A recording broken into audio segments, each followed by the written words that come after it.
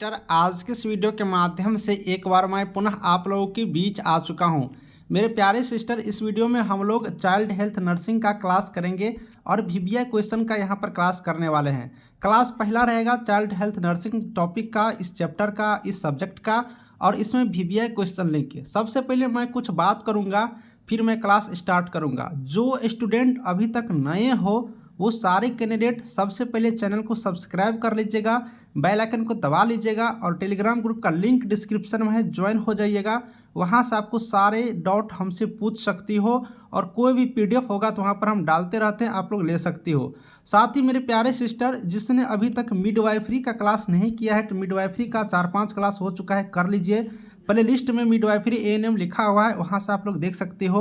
उसके बाद community health nursing का भी यहाँ पर क्लास हो चुका है। कम्युनिटी हेल्थ नर्सिंग का 3-4 क्लास उसका भी हो चुका है, वो भी देखिए। जीके जीएस का भी 3-4 क्लास करा दिए हैं, वो भी देखिए। तो सारे टॉपिक, सारे सब्जेक्ट का क्लास मैं लेकर के आ रहा हूँ। तो आप लोग धीरे धीरे पढ़ाई जारी रखिए। ऐसा नहीं कि आप लोग 10 दिन पढ़े उसके बाद आप लोग छोड़ दिए। इसलिए मैं छोटा क्लास ले रहा हूँ कि आप लोग का पढ़ाई बढ़िया से चलते रहे। ज़्यादा लंबा लंबा पढ़ाऊँगा तो आप लोग बोर हो जाइए, इसलिए छोटे छोटे क्लास लूँगा और आप लोग को पास करा के छोड़ूंगा। बस पूरे दिन में आप लोग 1 घंटा कम से कम निकाल लीजिए, 1 घंटा, और आप लोग मेरी वीडियो को 2 बार 3 बार करके देखते रहिए। नोट्स भी बना सकती हो और आप लोग पूरे क्वेश्चंस को देखते रहेंगे तो सारे क्वेश्चन आप लोग को होते रहेंगे। चलिए, आज के इस वीडियो में फर्स्ट ईयर एएनएम के तो देखेंगे, क्योंकि चाइल्ड हेल्थ नर्सिंग उनका सब्जेक्ट भी है, और आपके सेकेंड ईयर वाले को तो यहाँ पर फॉर्म अप्लाई करना है तो वो भी स्टूडेंट देखेंगे। और जो कैंडिडेट को नौकरी लेना है एएनएम में, नई नौकरी में, वो सारे कैंडिडेट तो अच्छे तरीके से पढ़ेंगे। तो चलिए वीडियो को आगे बढ़ाते हुए क्लास की तरफ बढ़ते हैं। तो मेरे प्यारे सिस्टर, हम आ चुके हैं क्लास पर और इसमें वीवीआई क्वेश्चन कराएंगे।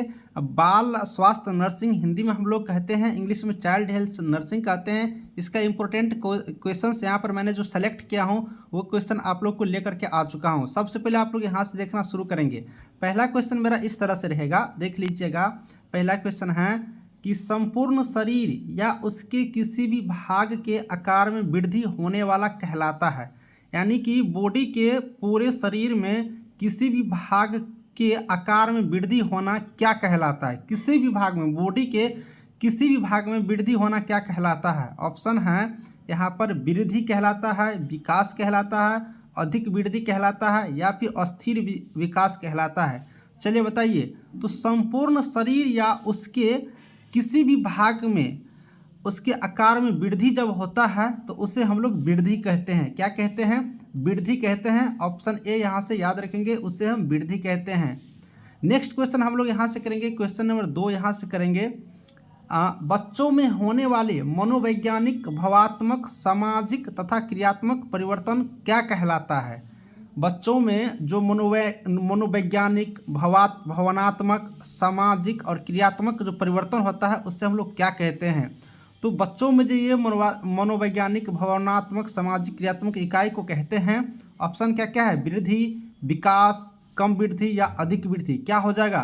तो इसके ऑप्शन से अगर चलेंगे हम लोग तो इसे हम लोग विकास कहते हैं। देखिए दोनों क्वेश्चन को आप लोग यहाँ पर देखिए। संपूर्ण शरीर या किसी भाग के आकार में जब वृद्धि होता है तो उसे वृद्धि कहते हैं, जबकि बच्चों में मनोवैज्ञानिक, भावनात्मक, सामाजिक और क्रियात्मक परिवर्तन होता है तो उसे हम लोग विकास कहते हैं। तो विकास और वृद्धि दोनों अलग अलग चीज़ है। चलिए नेक्स्ट क्वेश्चन हम लोग कर लेते हैं। वृद्धि एवं विकास को प्रभावित करने वाला कारक। अब देखिए 4 ऑप्शन दिया है, इसमें से आपको बताना है कि वृद्धि और विकास को प्रभावित करने वाला यानी कि उसको रोकने वाला कौन सी कारक है? आनुवंशिक कारक, या फिर पोषण, या फिर वातावरणीय कारक, या उपरोक्त सभी। बताइए, वृद्धि और विकास को प्रभावित करने वाला कौन सा कारक है? तो इनमें से सभी उपरोक्त होगा सारा। चूँकि आनुवंशिक कारक भी वृद्धि और विकास को प्रभावित कर सकते हैं। किसी किसी को क्या होता है कि आनुवंशिक उनमें गुण आ जाता है तो वो बौनापन हो जाता है, ये सब आनुवंशिक हो जाता है। वातावरणीय कारक भी होता है, पोषण के कारण भी होता है। ये सारे जो यहाँ पर तथ्य है, पॉइंट है, ये सारे वृद्धि और विकास को प्रभावित करने वाले कारक हैं। नेक्स्ट क्वेश्चन हम लोग कर लेते हैं। वृद्धि को मापा जा सकता है, और वृद्धि जब होता है उसको हम लोग कैसे मापते हैं? वजन द्वारा, ऊंचाई द्वारा, शरीरानुपात द्वारा, या उपरोक्त में से सभी। बताइए इसका ऑप्शन क्या हो जाएगा? वृद्धि को मापा जा सकता है। कैसे? तो वृद्धि को मापने के लिए इनमें से सभी आंसर सही है, यानी कि वजन के द्वारा भी हम लोग वृद्धि माप लेते हैं कि इतना वजन है तो इतना वृद्धि तक हो सकता है। ऊंचाई के द्वारा भी वृद्धि को मापते हैं, शरीरानुपात के द्वारा भी वृद्धि को मापते हैं। तो ये तीनों पॉइंट याद रखेंगे, इसके माध्यम से वृद्धि को मापा जा सकता है, वजन के द्वारा, ऊंचाई के द्वारा और शरीरानुपात के द्वारा भी मापा जा सकता है। नेक्स्ट क्वेश्चन है, एक सामान्य शिशु का जन्म के समय वजन सामान्य माना जाता है। अब कोई शिशु जब जन्म लेते हैं उस समय उसकी वजन कितना होता है? 1.5 kg, 2 kg, 2.5 kg या फिर 3 kg? ये क्वेश्चन सबको लगभग याद होगा, फिर भी बताइए एक सामान्य शिशु का जन्म के समय वजन सामान्यतः कितना माना जाता है? तो इसका राइट आंसर क्या हो जाएगा? 2.5 kg। 2.5 kg सामान्य रूप से माने जाते हैं जन्म के समय शिशु का, बच्चे का वजन। ठीक है, चलिए नेक्स्ट क्वेश्चन हम लोग कर लेते हैं। नेक्स्ट क्वेश्चन मेरा ये है, 1 साल से 3 साल तक के बच्चे को कहते हैं। अब देखिए 1 साल से 3 साल तक के जो बच्चे होते हैं उससे हम लोग क्या कहते हैं? ऑप्शन है नवजात, शिशु, टोडलर या फिर शाला पर्व। क्या कहेंगे? अब 1 साल से लेकर के 3 साल तक के जो बच्चे हैं उससे हम लोग टोडलर कहते हैं। क्या कहते हैं? टोडलर कहते हैं। ऑप्शन नंबर सी याद रखेंगे, 1 साल से 3 साल तक के बच्चे को हम लोग टोडलर कहते हैं। ऑप्शन नंबर सी यहाँ से याद रखेंगे। नेक्स्ट क्वेश्चन कर लेते हैं, जन्म के समय शिशु की सामान्य ऊंचाई होते हैं। अब बच्चे जब जन्म लेते हैं उस टाइम में उसकी ऊंचाई कितने होते हैं? 50 सेंटीमीटर, 60 सेंटीमीटर, 70 सेंटीमीटर या फिर 80 सेंटीमीटर? तो यहाँ से बताइए, जन्म के समय शिशु की सामान्य ऊंचाई जो होते हैं यहाँ पर वो आप लोग को 50 सेंटीमीटर होते हैं। ऑप्शन नंबर ए याद रखेंगे, 50 सेंटीमीटर। अब देखिए यहाँ पर 3 क्वेश्चन आपको एक साथ में फिर से एक बार याद दिलाऊंगा। बच्चे का वजन जो सामान्य रूप से माना जाता है वो 2.5 kg होता है जन्म के टाइम में, और 3 साल तक के जो बच्चे होते हैं उसे टोडलर कहते हैं, और जन्म के समय उसकी ऊंचाई जो होता है सामान्य रूप से वो 50 सेंटीमीटर होते हैं। तो ये तीनों क्वेश्चन आप लोग एक साथ याद रखेंगे जो कि बच्चे से रिलेटेड है। और आगे यहाँ पर आपको हम दिखाते हैं, जन्म के समय एक बच्चे के सिर का घेरा सामान्य से अधिक होना क्या कहलाता है?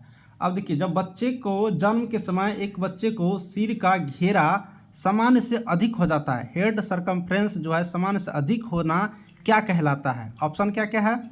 हाइक्रोप्लसस, यहाँ से ऑप्शन है हाइक्रोसिप्लस, माइक्रोसिप्लस, मैक्रोसिप्लस और ओलिगोसिप्लस। बताइए, सामान्य जो बच्चे जन्म लेते हैं उसको सिरे का घेरा सामान्य से अधिक होना क्या कहलाता है? तो सामान्य से अधिक होना क्या कहलाता है? तो हाइक्रोसिप्लस कहलाता है ना, हाइक्रोसिप्लस कहलाता है। ऑप्शन नंबर ए यहाँ से याद रखेंगे। नेक्स्ट क्वेश्चन कर लेते हैं, 1 से 3 वर्ष के बच्चे की लंबाई प्रति वर्ष की दर से बढ़ती है। अब देखिए, 1 से 3 वर्ष के बीच के जो बच्चे होते हैं उसकी लंबाई प्रति वर्ष किस दर से बढ़ती है, यानी कि कितने कितने बढ़ती है? ऑप्शन है 2.5 सेंटीमीटर, 5 सेंटीमीटर, 7.5 सेंटीमीटर या फिर 10 सेंटीमीटर। चलिए बताइए, 1 से 3 वर्ष के जो बच्चे की लंबाई है वो 1 वर्ष में कितने बढ़ती है, यानी कि प्रति वर्ष, यानी कि 1 वर्ष में कितने बढ़ती है? तो इसकी ऊंचाई का अगर हम लोग बात करेंगे, लंबाई का, तो 7.5 सेंटीमीटर, यानी कि 60 सेंटीमीटर, 7.5 सेंटीमीटर प्रति वर्ष बढ़ते हैं। किस उम्र के बच्चे? तो 1 से 3 वर्ष के जो बच्चे होते हैं ये बच्चे 7.5 सेंटीमीटर प्रति वर्ष की दर से बढ़ते हैं। नेक्स्ट क्वेश्चन कर लेते हैं, बच्चों के खेलों को प्रभावित करने वाला कारक। अब बच्चे को खेलों को प्रभावित करने वाला कारक क्या है? स्वास्थ्य, वातावरण, सामाजिक आर्थिक स्तर या उपरोक्त सभी? तो इसका ऑप्शन क्या हो जाएगा? देखिए, ऑप्शन से ही लगता है कि उपरोक्त सभी होगा, क्योंकि बच्चों को खेलों को प्रभावित करने वाला, अगर बच्चे स्वस्थ नहीं रहेंगे तो वो खेल अच्छा से नहीं कर सकते हैं, यानी कि प्रभावित हो सकते हैं। वातावरण अगर अच्छे से नहीं रहेंगे, जैसे कि काफ़ी ठंड है, उस स्थिति में बच्चे नहीं खेल सकते हैं, यानी कि प्रभावित हो सकते हैं। सामाजिक आर्थिक स्तर भी अगर अच्छे नहीं हैं फिर भी प्रभावित हो सकते हैं। इस तरह से सारा आंसर सही है, उपरोक्त में से सभी। बच्चे को खेल को प्रभावित करने वाला कारक स्वास्थ्य, वातावरण, सामाजिक आर्थिक स्तर, ये तीनों यहाँ पर सही है। तो मेरे प्यारे यहाँ पर दोस्तों, मेरे प्यारे जो सिस्टर हो, यहाँ पर आपने टोटल 10 क्वेश्चन को देखा। हम सिर्फ 10 ही क्वेश्चन करवा रहे हैं, क्योंकि आप लोग को अगर छोटा क्लास देंगे तो पढ़ने में अच्छा लगेगा और आप लोग अच्छे तरीके से पढ़ते रहेंगे। तो इसको आप लोग नोट डाउन भी कर सकते हो। अच्छी क्वेश्चन हम आपके लिए लाया हूँ इस नोट्स में से। बहुत अच्छे टॉपिक है, तो आप लोग इसे नोट्स भी कर लीजिएगा और 2-3 बार करके देखिएगा, क्योंकि 10 मिनट 12 मिनट 15 मिनट का वीडियो ही लाता हूँ। चलिए नेक्स्ट वीडियो में नई क्वेश्चन लेकर के आऊँगा। अगर आपको भी वीडियो अच्छा लगा होगा तो चैनल को सब्सक्राइब करिएगा। मिलूंगा नेक्स्ट वीडियो में नई जानकारी के साथ, तब तक के लिए थैंक यू।